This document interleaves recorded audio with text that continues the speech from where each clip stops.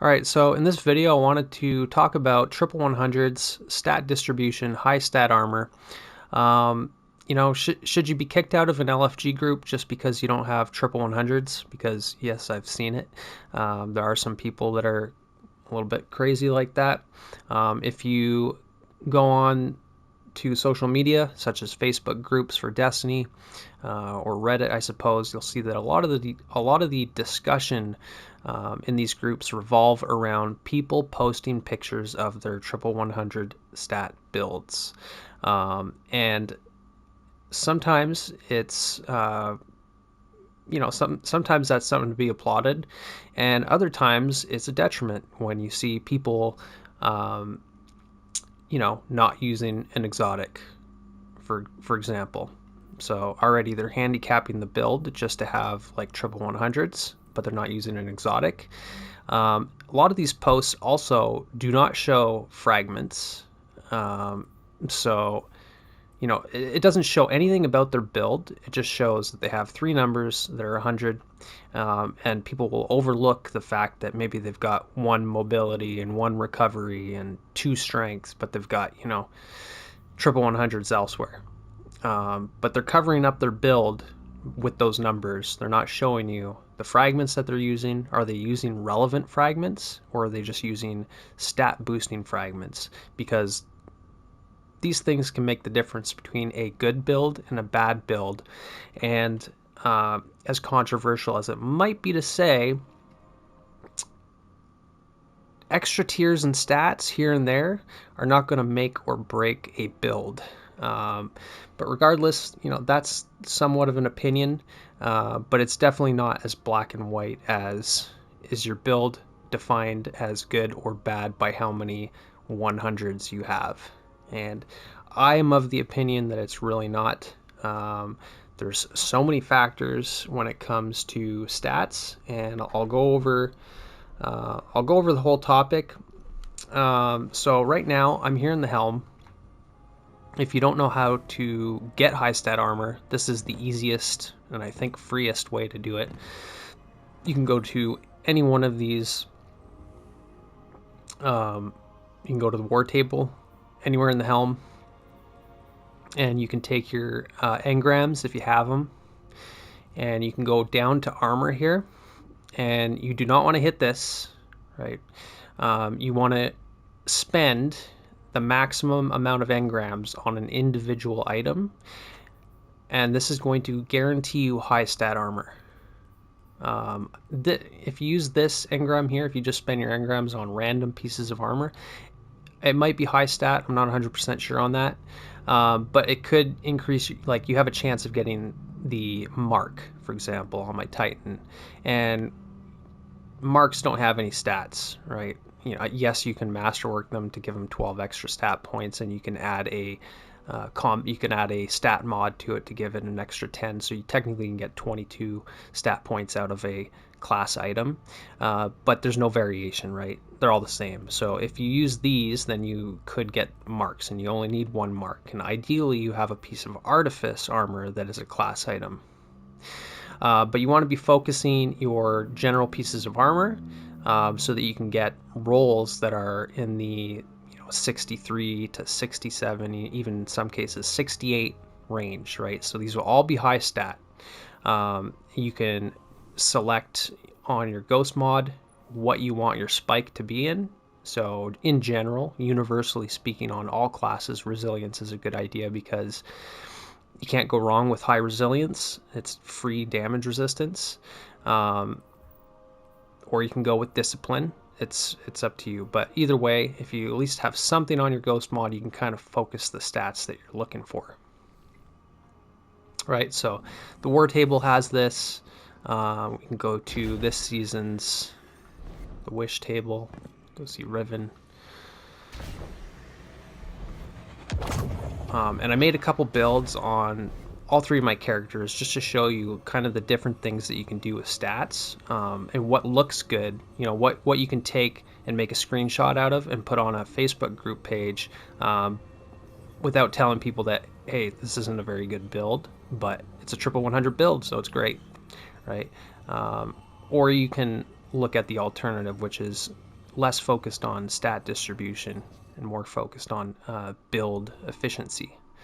Right, so you can come over here to Riven, and you can do the same thing here. You can focus high stat armor. This is a free way to do it. You can go to the Season of the Deep area. You can go to the Witch Season of the Witch area. You can do this anywhere at the Helm. Another way to get high stat armor is if you check my videos that I put up a couple weeks ago. If you farm the Master Raid challenges, that will actually have it'll have stat focused armor that drops out of Master Challenge encounters. So like the Cataclysm encounter, the opening encounter in Root of Nightmares, if you do that when Root of Nightmares is the weekly featured raid, then you can do the challenge over and over and farm high stat armor and adept weapons. And like when I was doing it, it was discipline, and I had resilience on my ghost mod, so I was getting all resilience and discipline spikes on my armor. Right. So that's how you can acquire high stat armor. You can also do master dungeons to get Artifice armor. I do find that Artifice armor seems to have been nerfed. Like the drop rates are not that great. I think on this one, this is like this is a 90 stat, so minus 22. So this was actually a 68 Artifice armor. Which is, I believe, so I guess you can get 68, but typically you're going to see like 61 to 65 would be high for Artifice armor. But you do have that freedom to designate 3 extra stat points into any category for free, right? So if you do get extremely lucky and get the highest stat rolled legendary piece of armor, which is 68, on a piece of Artifice armor, with the stat mod you can get that up to, or with the Artifice slot you can get that up to 71, right? So that would be like maxing out Artifice armor. So you got Artifice armor, you got raid stat focused armor, and you've got high stat armor that you can get from the seasonal vendors, basically. So I guess I'll just kind of go over some of the builds, and I'll just talk about these builds as we go through them. I got 6 builds, 2 Titan, 2 Hunter, 2 Warlock. Here is a typical build that I use for Strand Titan. And as you can see here, I don't have triple 100s, but this is a build that I can use to solo 2-phase the first boss in Warlord's Ruin, solo 2-phase Galron, survive basically anything. I mean, we all know that Strand Titan is a little bit broken right now, let's be honest, but regardless, the efficacy of the build is not dependent on the stats so much, right? 100 resilience is just a good idea, like I said, for 30% damage reduction. But if it was tier 9, it would be like 28%? Is that a really big difference? Not really. It might be 25, don't quote me on that, but either way, I always try to get 100 resilience, but the other stats don't really matter so much here. I like the way my stats look because I've got tier 10 resilience, then I've got triple 4s, right, in mobility, recovery, and intellect, arguably the 3 least important, and then I've got double 7s for discipline and strength. Now, if I wanted to, I could easily run triple 100s. Now, if you look at this build here, I'm using all 5 slots for 50 extra stat points, right? And actually, before I go any further on this build specifically, how many stats can we actually get out of our armor? All the various ways. So we've got high stat armor, which can roll on legendary up to a maximum of about 68 stat points, right? Then you've got your exotic, which can roll up to 71. And then you've got your class item, which rolls at 0, masterworked 12. So you've got high stat armor 60. So you would have 3 pieces of high stat armor on with 1 exotic and 1 class item, right? So you would have 3 pieces at 68 max, which is 204 stat points, plus your exotic armor, which is 71. Now you're going to masterwork all 5 items, your class item, your 3 legendary high stat armors, and your exotic. That's going to give you 60 extra stat points, right? Because when you masterwork an item, you get an additional 12 stat points. Let's see if we can see all the yellow margins on the stats. That's the 2 extra points that you get to every single stat for masterworking, right? So that's 12 on every single one. So extra 60 stat points for free. Then you can get Artifice armor. If you're very lucky, you can have 4 pieces of Artifice armor for an extra 12 stats. Then you've got your combat mods, right? You've got your solid bordered ones for 4 energy and 3 energy, and then you've got your dashed half stat points, like 5 discipline, right? So that's a dashed border. So if you use them all, if you use all 5 full stat mods, then that's another 50, right? Then you've got your fragments, right? So here I'm using fragments that penalize your stats, at least most of them, right? Strength penalty, discipline penalty, resilience penalty, strength bonus. So these 2 cancel each other out. So I net 0 extra strength. I lose discipline, I lose resilience, right? But if I wanted to, I can pick fragments in here that give me stat points, like Ascent for 10 extra mobility.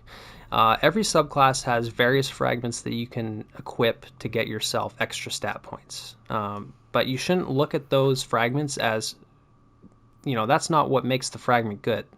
The stat penalty or bonus that's on there is just kind of a little, it's just that. It's either a minor bonus or a minor penalty. So you can get, on every single subclass, you can get 40 to 50 extra stat points, right? So we've got 204 from our 3 pieces of high stat armor, 71 from exotic, 60 from masterworked, 12 potentially from Artifice, 50 from stat mods, 40 to 50 from your fragments. That's nearly 450 points of stats that you can get on a build, or 447 I think would be the max. Divide that by 6. That means that you could theoretically have nearly 75 stat points, 7.5 tiers on every single stat, right?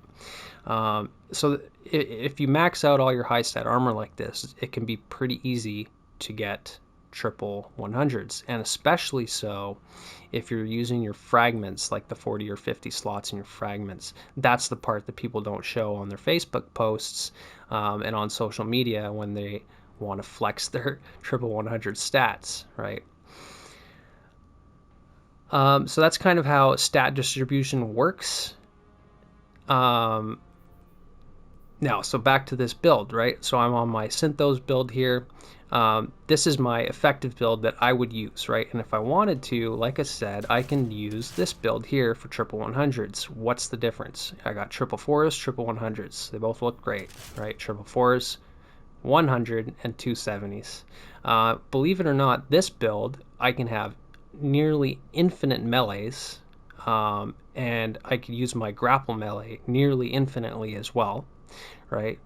Even without 100. Whereas on this build, I would have to wait a long time for my, I would have to wait longer for my melees. Because on this build, I am using fragments that bump my stats, right? If I didn't do this, I wouldn't have triple 100s for this build. But I'm not using any fragments that complement the build, like giving myself unraveling rounds. That's not necessary on Strand Titan, not on the punch build. Threat of Ascent, mobility. Okay, so that's getting me up on the mobility, but is Threat of Ascent really necessary? No. Threat of Transmutation is a valuable fragment.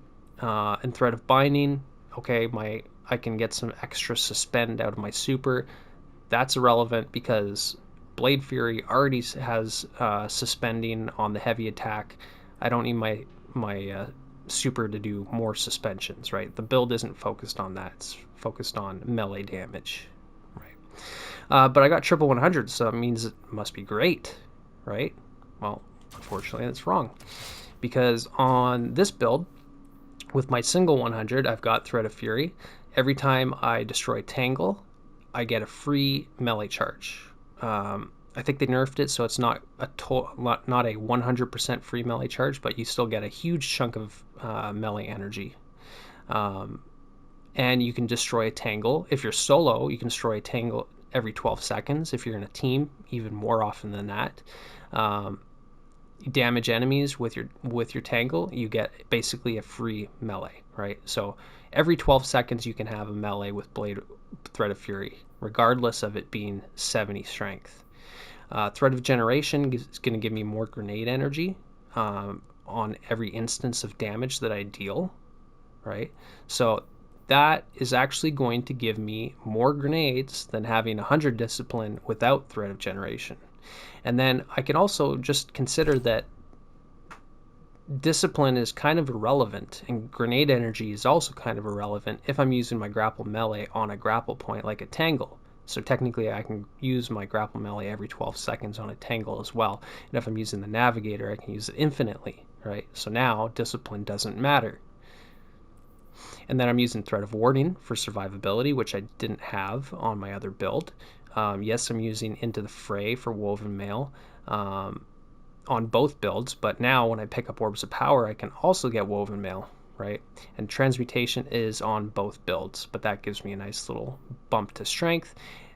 The reason why it's so good on this build is because I'm not always using Strand weapons, and it's just a more guaranteed, consistent way to get Tangles, right? So on this build, my discipline and my strength is rather irrelevant because of Thread of Fury and Thread of Generation, because of the gameplay style of playing onto grapple points and using Tangles to our advantage. Whereas the triple 100 build would suffer greatly. Okay, so that kind of covers the Strand build there. Now, this one is a little bit more unique. Here's a second chance build. Now, this is a build that I put together that I would use regularly, and this is actually a triple 100 build, but believe it or not, I can turn this into a sextuple build. I can have 100 in every single stat category. But what do you think is better? Is it better to have 6 100s, or is it better to have 3 100s?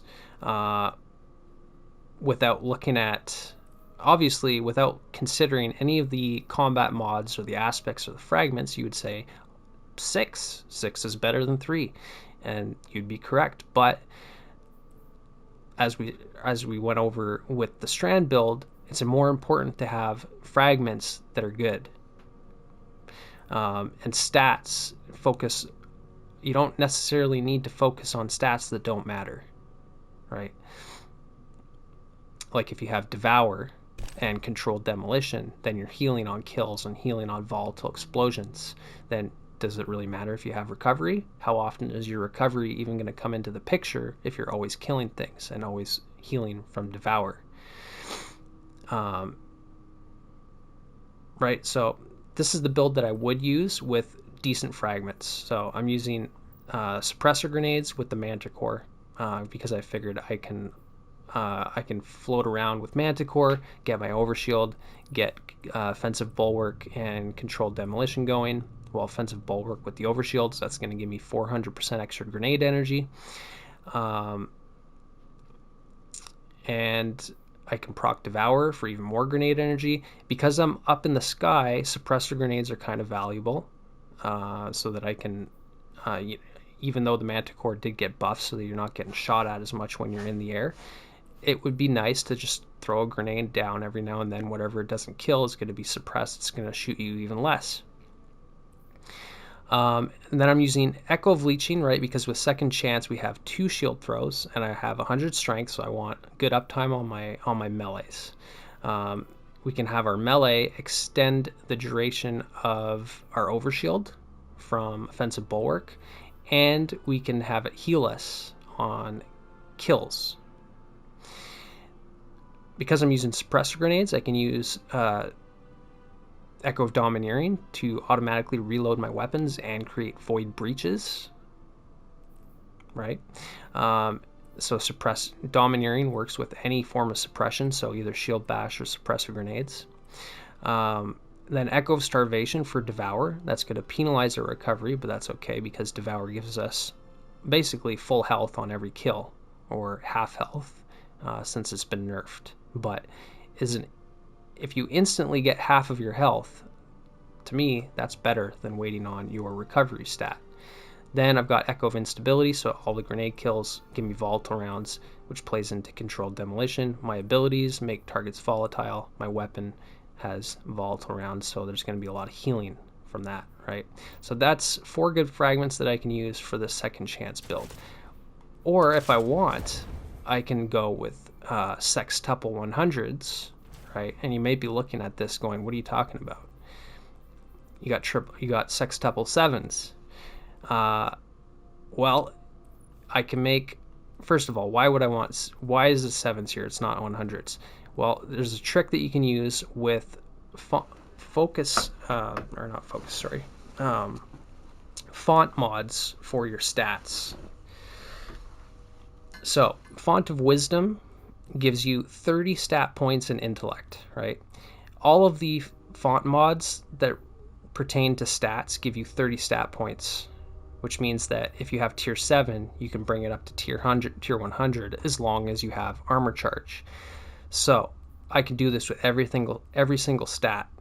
So as long as I have armor charge, I will have tier 100 in everything, right? And that's not hard to do, but just by picking up an Orb of Power, using Shield Break charge, using Elemental charge, it doesn't really matter how you do it. You can get armor charge very easily, even from the artifact mod. So yeah, so I've got Font of Wisdom, I've got Font of Vigor, Font of Focus, Font of Endurance for resilience, Font of Agility for mobility, and Font of Restoration for recovery, right? So this is 6 100s, but I had to use a useless fragment here, Echo of Dilation, right? While crouched, you sneak faster and gain enhanced radar. Well, is enhanced radar going to help you in PvE generally? No. Is it going to help you in GMs when there is no radar? Not at all. Intellect in itself is kind of a useless stat because you can get your super back just by picking up Orbs of Power or dealing damage or using exotic primaries.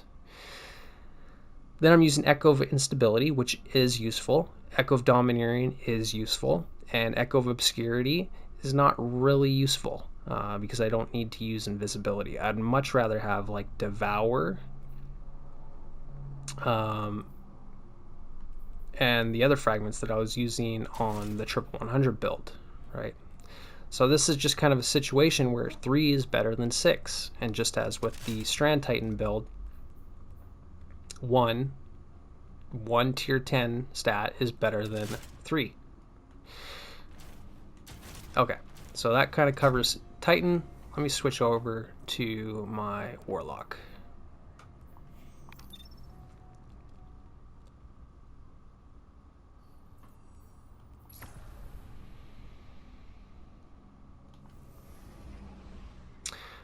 Okay, so I guess I'll start with this Arc build here.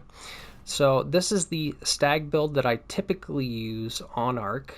And as you can see here, I've got pretty good stats, but I've only got one tier 10 build. One stat that's tier 10. So it must not be that good, right? Well, wrong, because my grenades are jolting enemies, which is extremely good. They're lasting longer from Spark of Magnitude. Spark of Recharge, when you're critical, this is like a 300 or 400% melee or ability regen rate. So you get your Rift, your grenade, and your melee back. 300, I want to say 300 to 400%. Don't quote me on it, but if you check the Destiny 2 data compendium or DIM, it'll tell you it's around there. I want to say it's at least 300%. So all of your ability is recharged 3 times faster when you're critical on health, right? So this is kind of like having triple 300s, right? Which is, or triple 250s, right? Either way, it just makes like having tier 100 discipline, it kind of puts it to shame. and then I've got Spark Resistance for survivability. And a difference, by the way, of tier 9 recovery and tier 10 recovery is, well, actually it says right here 43%, whereas if I was to go with tier 10, well, it still says 43%. So I'm not sure how that works, but either way, I'd have to wait like maybe 1 or 2 extra seconds for my rift, all things considered, which is really irrelevant, you know, as far as prioritizing your stats. Now, if I wanted to, I could run triple 100s, right? Instead of tier 8 discipline, I've got tier 10. Instead of tier 9 recovery, I've got tier 10. I got triple 100s. They're all right next to each other, so this looks great.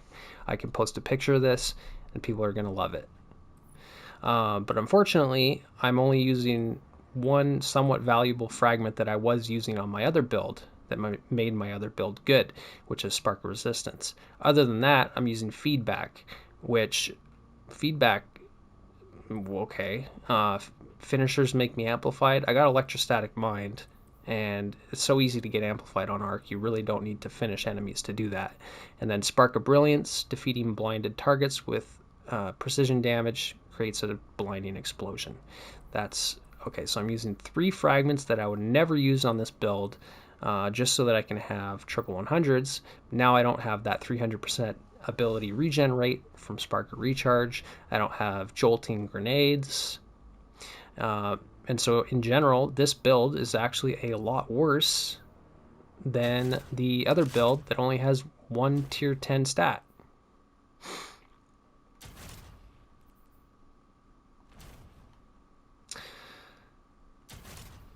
Yeah, and so this is the exact same gear on both builds, and that's just how it rolls out. A good build versus a bad build. In this case, the bad build is triple 100s, and the good build is single 100. I can go over to Cenotaph here. So I would run Cenotaph with Divinity, and I've got just 1 tier 10 stat, so it must not be that good, right? Well, if I wanted to, by the way, because these are both tier 7, I could use font mods to get triple 100s, right? I would just need font of restoration down here, and I would just need font of focus up here, which I did, because I'm using surge mods anyways, like solar weapon surge, arc weapon surge. You can capitalize on it and add more. So this is actually a triple 100 build, but doesn't visually appear to be so. So this doesn't make a very good picture to put up in a Facebook group. Might get me kicked out of an LFG group if I decide to hop into a master raid challenge encounter and somebody is saying triple 100s only. Right. This only happened to me a couple times, and didn't really affect me, but I saw it affecting other players getting kicked for just, you know, somebody looks at their build, oh, I don't see triple 100s, kick, right? So it's just kind of ludicrous. If I wanted to, though, I could run triple 100s with the exact same armor and everything, right? So let's see the difference between these two. And on this triple 100s, I don't have to use surge mods, so you can argue and say, well, now I can make better use of my mods, which is true. I can use heavy-handed instead of font of focus to get more orbs. I can use Reaper to get more orbs instead of using font of restoration. But the problem is I'm using Ember of Combustion for 10 strength. I'm using Ember of Char for 10 discipline. And I'm using Ember of Wonder for 10 resilience. Picking up fire sprites for restoration is kind of nice, but wait, I don't even have a way to make fire sprites, do I? Oh, I do. Okay, so Ember of Combustion. So if I get a final blow with my Solar Super, like I guess my Well Radiance, kills that I get inside my well, then I can get some fire sprites that way to get some restoration. And then I have no way to extend the duration of restoration because I had to give up Ember of Empyrean, which Ember of Empyrean gives you infinite restoration basically. And Radiant, but you know, who needs to be healing all the time? That's not that good, because I can have a triple 100 build instead. I I don't want to use Ember of Torches for Radiant because 25% extra weapon damage is not that good compared to a triple 100 build. Right, so those fragments are better because they give me triple 100s. Right, not the case, again, excuse the sarcasm. On this build here, I've got two 70s, which are actually hundreds as long as I have armor charge, but I'm also using Ember of Torches for 25% extra weapon damage. I'm using Ember of Ashes for 50% more scorch damage. I'm using Ember of Empyrean for infinite survivability and radiant uptime. And then I'm using Ember of Benevolence, which is basically I think 400% grenade, melee, and so ability regenerate. So this is basically the same as the Arc Fragment Spark of Recharge as far as getting ability energy regen. Unfortunately, it penalizes my discipline, but it's basically giving you like tier 40. It's giving you like 400 discipline, 400 recovery, 400 strength. All I have to do to get this buff is throw down my healing grenade, throw out my celestial fire, right? Restoration, radiant, or use my phoenix dive for cure. Making my teammates, giving them restoration, cure, or radiant is going to give me that buff. I'm not using any of those fragments on the triple 100 build, but really I get a ton more ability spam out of this build. Okay, so now I'll go over to my hunter, and my hunter can use some work actually. I think my hunter doesn't have any builds that are quite as good as my Titan, my Warlock, but even still I can easily work with some triple 100s here. So let's start with Gyrfalcons.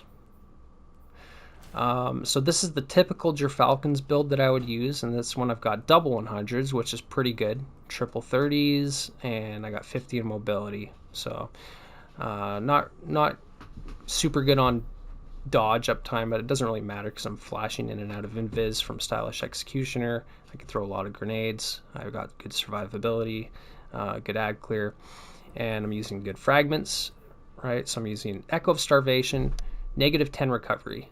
I'm using Echo of Persistence, -10 mobility, Echo of Undermining, -20 discipline, and then I get a little bump here with an extra 10 recovery from doing finishers. Give me one sec.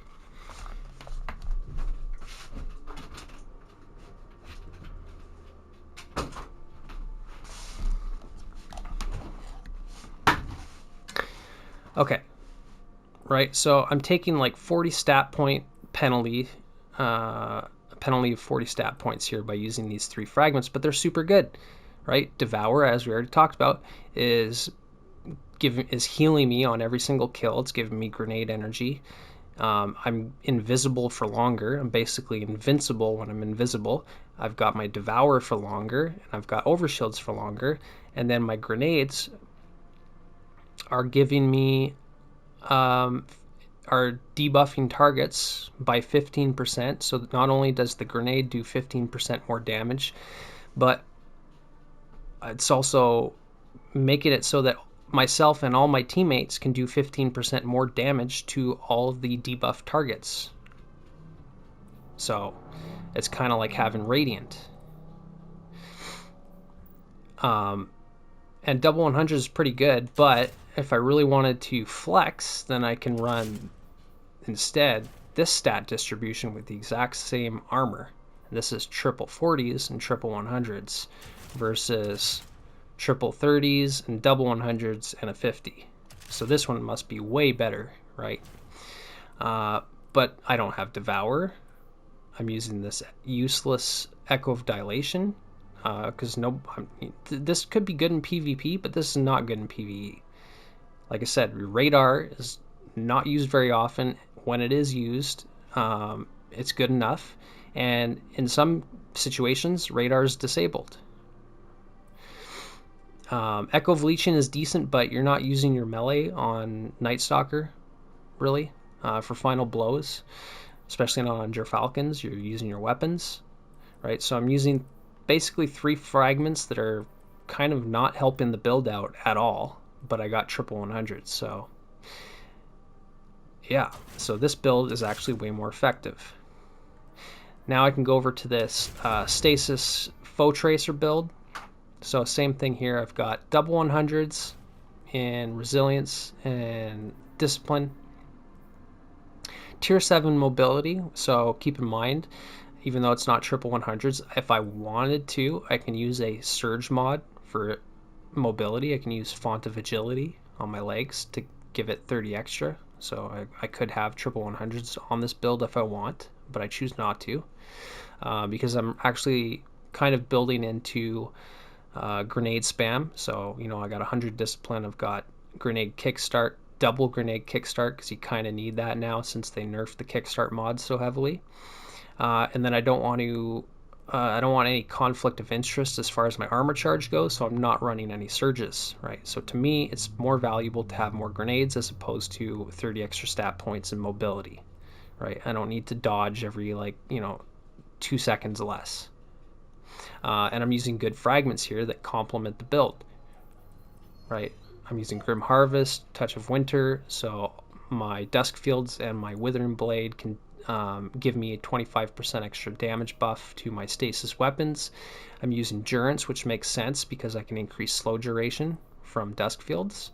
I'm using Chains. Now, yes, both these fragments are bumping my stats, so I'm going to be using them on my triple 100 variant as well.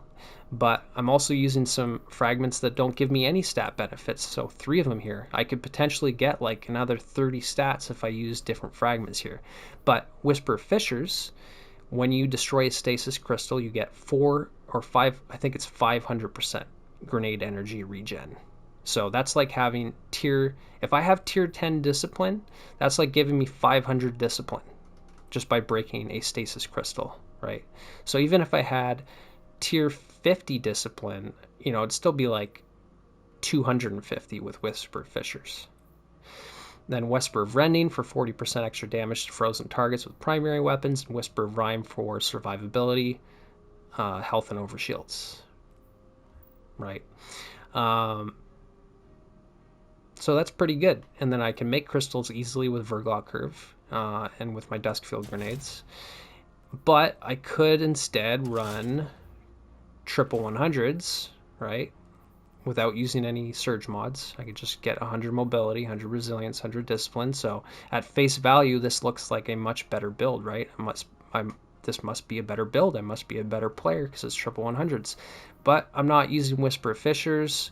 So, you know, unlike my double 100 build where I had up to 500 discipline, this one is just stuck at 100, right? So I got triple 100s, but discipline's stuck at 100. It can never go past that because I'm not using Whisper Fissures.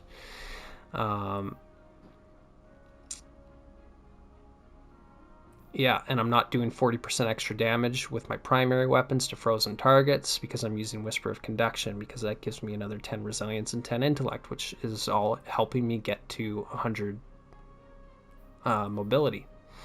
So I can dodge more, right? So what's better? Is it better to dodge every few seconds less, or is it better to have like 500% grenade energy, right? So obviously the better build is this one. Or sorry, this one here, the double 100 build is better than the triple 100 build. So that pretty much covers the the examples of the builds. There's some other things that you can consider